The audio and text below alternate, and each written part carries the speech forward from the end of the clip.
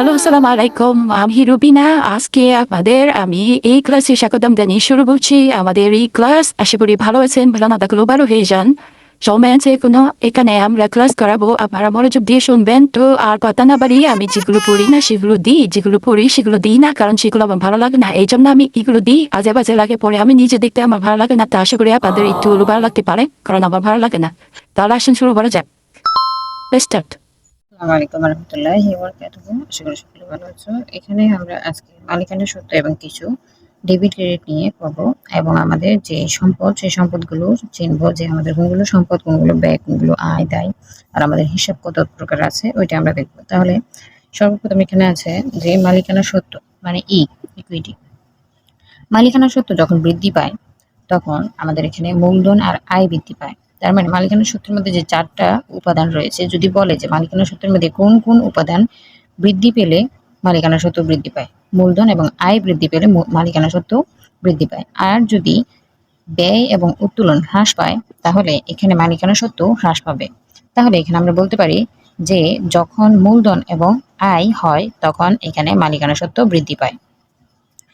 তারপর হ্রাস পায় যখন আমাদের এখানে মালিকানা সত্ত্বের ব্যয় এবং উত্তোলন হয়, তখন মালিকানা সত্ত্ব কি হয়? ব্যয় এবং উত্তোলন হয়। তাহলে এখানে এই ৪টি উপাদান মালিকানা সত্ত্বের মধ্যে হয়। তারপরে আমাদের একটি সূত্র আছে হিসাব বিজ্ঞানে, সেটি হচ্ছে মৌলিক সমীকরণ। মৌলিক সমীকরণের মধ্যে এ মানে হচ্ছে অ্যাসেটস মানে সম্পদ, এবং সমান সমান লায়াবিলিটিস মানে এল মানে লায়াবিলিটিস মানে হচ্ছে দায়, সব ধরনের দায়।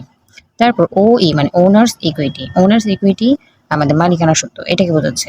তাহলে এই ওনার্স ইকুইটিকে ভাঙার পর এই ৪টি উপাদান পাওয়া যায়। এটা ঠিক থাকবে, এটাও ঠিক থাকবে, প্লাস দিয়ে এখানে আমাদের এই যে সি মানে হচ্ছে যে ক্যাপিটাল, তারপরে আই মানে ইনকাম, আর ডিও বলতে পারবা রেভিনিউ, এরপর এক্স মানে এক্সপেন্স মানে যেটাকে আমরা ব্যয় বলি, এবং উত্তোলন মানে ড্রয়িংস মানে উত্তোলন।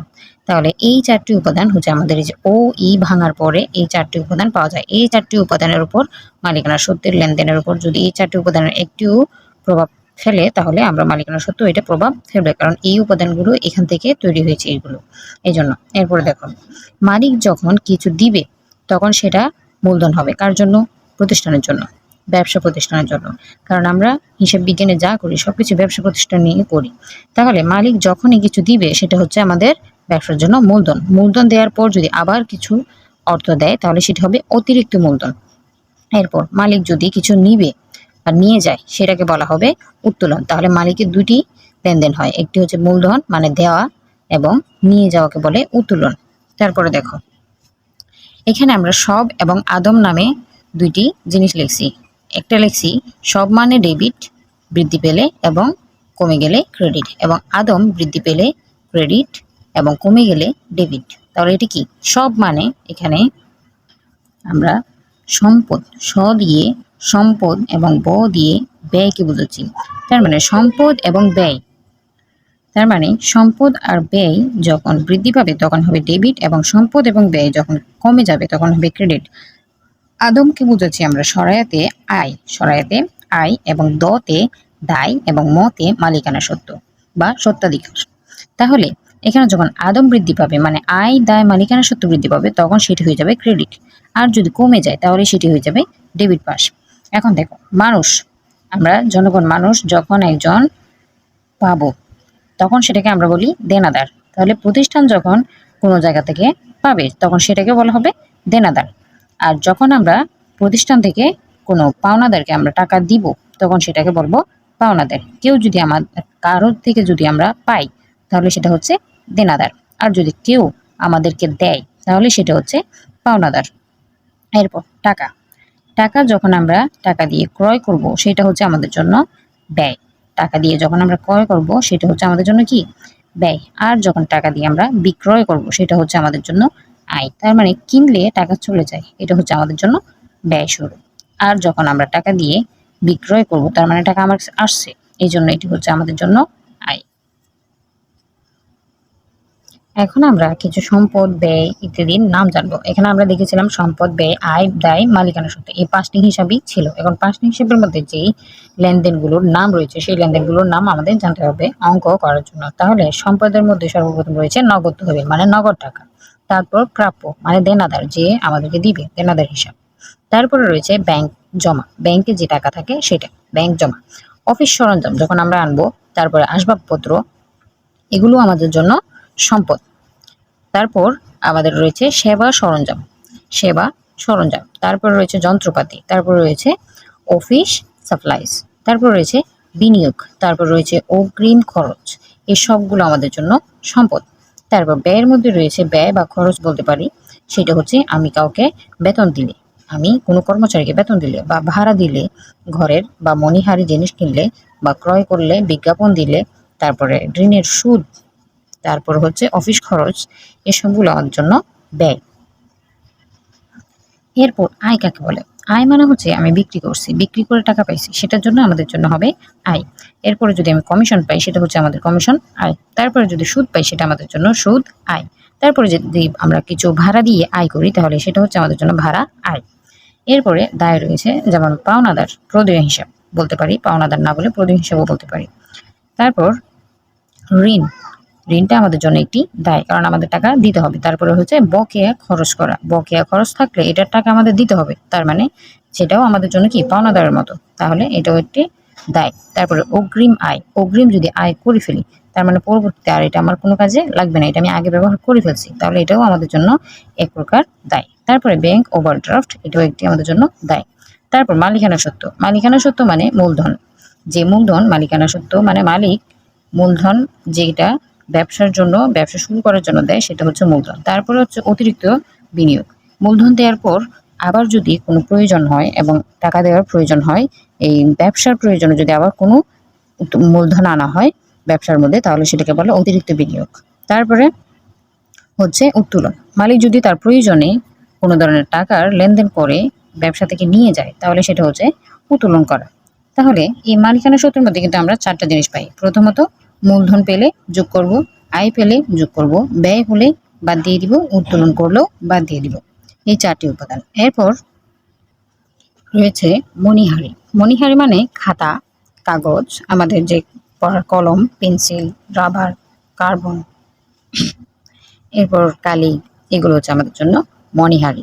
এই আমাদের পড়ালেখার জন্য যত ধরনের খাতা, কাগজ, কলম, পেন্সিল এগুলো লাগে, এগুলো হচ্ছে আমাদের জন্য মণিহারি। তারপরে রয়েছে অফিস সরঞ্জাম, অফিস সরঞ্জামের মধ্যে রয়েছে সরঞ্জামগুলো হচ্ছে AC, TV, fridge, computer, fan, monitor, printer, photocopy machine ইত্যাদি। এরকম যত ধরনের অফিসের সরঞ্জাম রয়েছে, বড় বড় মানে যেগুলো আমাদের বেশি ভালো কাজে লাগে, যেমন ফ্যান আমাদের অনেক বাতাসের জন্য লাগে, মনিটর আমাদের অনেক প্রিন্টের জন্য লাগে, প্রিন্টার লাগে, ফটোকপির জন্য মেশিন লাগে, এসি আমাদেরকে ঠান্ডা করার জন্য লাগে, তারপরে টিভি দেখার জন্য খবর, নিউজ ইত্যাদি বিভিন্ন ধরনের খবরাখবর দেখার জন্য লাগে, তারপর ফ্রিজ আমাদের খানা দানা ইত্যাদি জিনিসপত্র রাখার জন্য লাগে, কম্পিউটার আমাদের হিসাব টিসাব বিভিন্ন ধরনের ডকুমেন্টস রাখার জন্য লাগে। তাহলে এগুলো হচ্ছে সরঞ্জাম। তাহলে অফিসের যত ধরনের সরঞ্জাম থাকবে ওগুলো আমাদের অফিস সরঞ্জাম নামে লিখতে হবে। আমরা এসিকে এসি লিখতে পারবো না, অফিস সরঞ্জামে লিখতে হবে। তার মানে খাতা থাকলে খাতা লিখতে পারবো না, মণিহারের নামে লিখতে হবে, এভাবে লিখতে হবে। তারপরে অফিস সাপ্লাইজ, অফিস সাপ্লাইজ হচ্ছে ক্যালকুলেটর, স্টেপলার, তারপরে ঘড়ি, এগুলো হচ্ছে অফিস সাপ্লাইজ। তাহলে এগুলো হচ্ছে ছোটোখাটো জিনিস, ছোটোখাটো জিনিসটাকে বলা হয় অফিস সাপ্লাইজ। আর বড় বড় জিনিস যেগুলো আছে, বড় বড় কাজ করা হয়, সেগুলোকে বলে অফিস সরঞ্জাম। ওকে, এখন দেখো আমরা এখানে কয়েকটা জাবেদা দেখব। আমরা শুধু হিসাবটা এবং জাবেদাটা দেখিয়ে দিছি, বাকি কাজকর্ম যেগুলো সেগুলো আমরা সৃজনশীলে চর্চা করব, ঠিক আছে? তাহলে প্রথমে দেখো, যদি বলে যে নগদে আসবাবপত্র ক্রয় করলো, তাহলে এখানে কি হবে? আসবাবপত্র হিসাব ডেবিট হবে। কি আনছি আমরা? আসবাবপত্র। কি আনছি? আসবাবপত্র আমরা কি জানি? সম্পদ। তাহলে সম্পদ কি হয়েছে? ডেবিট হয়েছে। আর এখানে যে নগদ টাকা, সেই নগদ টাকাটা কি হয়েছে? কমে গেছে। কারণ কি? আসবাব নগদে কিনছি, তাহলে নগদে আমাদের টাকা কি চলে গেছে। তাহলে নগদে কিনছি, তার মানে নগদ টাকা প্রথমেই চলে গেছে। কি কিনছি? আসবাবপত্র। তাহলে আসবাবপত্র বেড়ে গেছে, তার জন্য আমরা আসবাবপত্র ডেবিট করছি, এবং নগদান সম্পদ কমে গেছে, এই জন্য আমরা এটা ক্রেডিট করছি।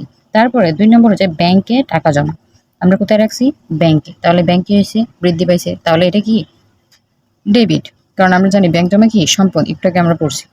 তারপরে নগদান হিসাব, ব্যাংকে আমরা কি দিছি? টাকা দিছি, তাহলে টাকা চলে গেছে, তাহলে এটা কি হবে? নগদান হিসাব কি হবে? কমে গেছে। কমে গেছে, এটা কি? সম্পদ না? সম্পদ। তাহলে নগদ টাকা কমে গেলে আমরা কি করি? ক্রেডিট করি।